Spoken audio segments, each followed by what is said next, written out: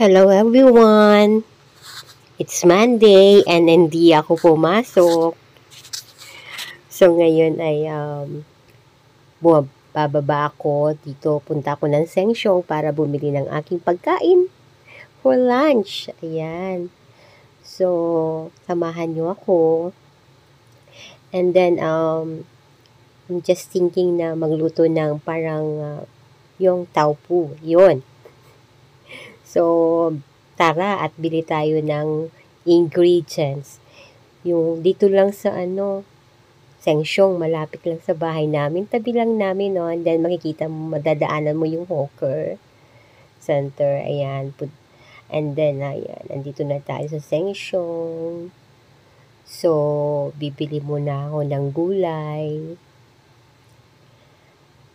Ayan. Kuha tayo ng sweet potato, talbos ng kamote. Yan ang gusto ko na ihalo. And then, kunwari, nagda-diet tayo, di ba? So, kuha ko nitong pack ng yung taupo. Yun.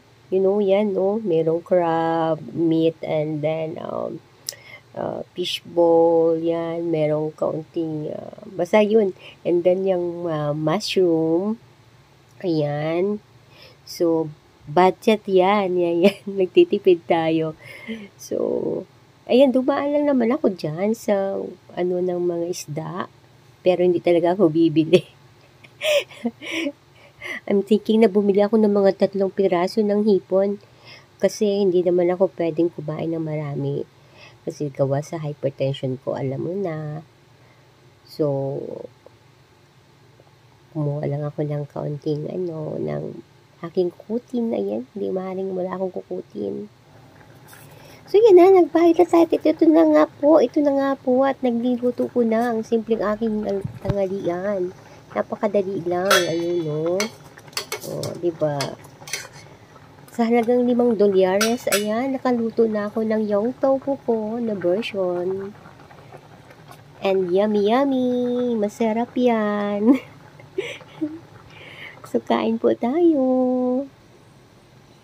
Ayan na, oh. Diba? Mukhang masarap siya. Siyempre, luto ko yan. Ayun lang po ang aking video today. Maraming salamat po ulit sa panonood.